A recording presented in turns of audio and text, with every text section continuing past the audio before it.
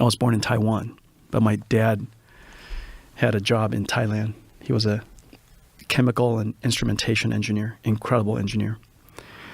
And his job was to go start an oil refinery. And so we moved to Thailand, lived in Bangkok. And in 1973, 1974 timeframe, you know how Thailand every so often they would just have a coup. You know, the military would have an uprising. And all of a sudden one day there were tanks and soldiers in the streets. And my parents thought, you know, probably isn't safe for the kids to be here.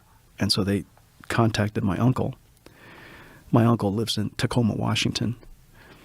And we had never met him. And my parents sent us to him. How old were you? I was about to turn 9, and my older brother almost turned 11. And so the two of us came to the United States, and we stayed with our uncle for a little bit while he looked for a school for us. And my parents didn't have very much money, and they'd never been to the United States. My father was, I'll tell you that story in a second. And so my uncle found a school that would accept foreign students and affordable enough for my parents. And that school turned out to have been in Oneida, Kentucky, Clark County, Kentucky, the epicenter of the opioid crisis today. Coal country. Clark County, Kentucky was the poorest county in America when I showed up. It is the poorest county in America today. And so we went to the school. It's a great school. Oneida Baptist Institute. In a town of a few hundred. I think it was 600 at the time that we showed up. No traffic light. And I think it's 600 today. It's kind of an amazing feat, actually. The ability to hold your population for when it's 600 people is quite a magical thing. However they did it, and so the school had a mission of being an open school for any children who would like to come. And what that basically means is that if you're a troubled student, if you have a troubled family, if you're, you know, whatever your background, you're welcome to come to Oneida Baptist Institute, including kids from international who would like to stay there. Did you speak English at the time? Okay, yeah. Okay, yeah. And so we showed up, and my first thought was, gosh, there are a lot of cigarette butts on the ground. 100% of the kids smoked. So right away, you know this is not a normal school. 9-year-olds? No, I was the youngest kid. Okay.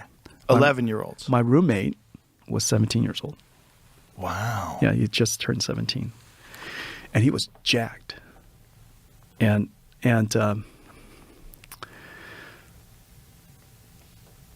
I don't know where he is now. I know his name, but I don't know where he is now. But anyways, that night we got, and the second thing I noticed when you walk into your dorm room is there are no drawers and no closet doors. Just like a prison. And there are no locks so that people could check up on you. And so I go into my room, and he's 17, and we, get ready for bed.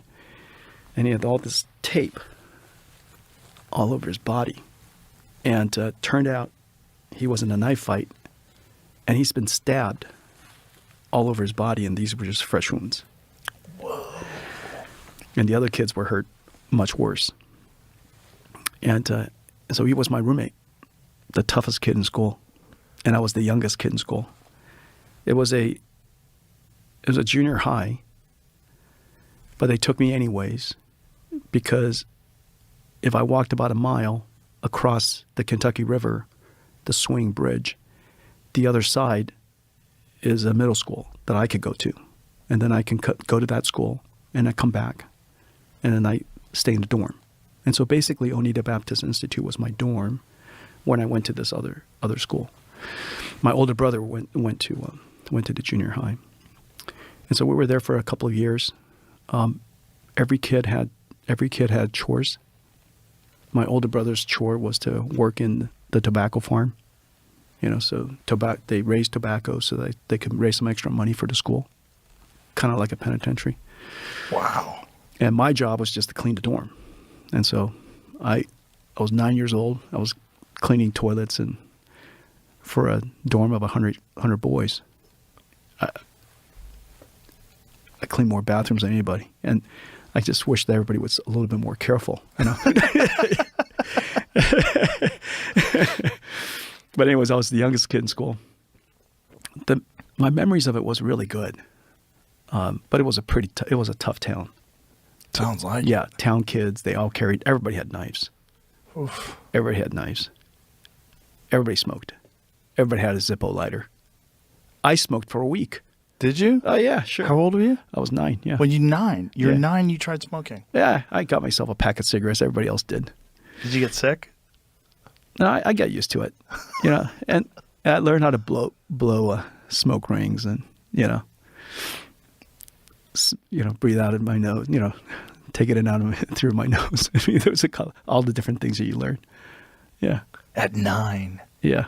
Wow. You just did it to fit in or look Yeah, cool? because everybody else did it. Right. Yeah. And then I did it for a couple of weeks, I guess. And I just rather I had a quarter, I had a quarter a month or something like that. I just rather buy popsicles and fudgesicles with it. I was 9, Right. I chose the better path. Wow. That was our school. And then my parents came to the United States 2 years later. And we met them in Tacoma, Washington. That's wild. It was a really crazy experience. What a strange, formative experience. Yeah, tough kids. Thailand to one of the poorest places in America, or if not the poorest, as a 9-year-old. Yeah, it was my first experience. yourself, Yeah. with your brother. Wow. Yeah. Yeah. No, I used to remember, and what breaks my heart, probably the only thing that really breaks my heart about that experience was, so we didn't have enough money to make, international phone calls every week. And so my parents gave us this tape deck, this Iowa tape deck, and a tape. And so every month we would sit in front of that tape deck, and my older brother Jeff and I, the two of us would just tell them what we did the whole month. Wow. And we would send that tape by mail. And my parents would take that tape and record back on top of it and send it back to us. Wow. Could you imagine if for 2 years, Wow. if that tape still existed of these two kids just describing their first experience with United States?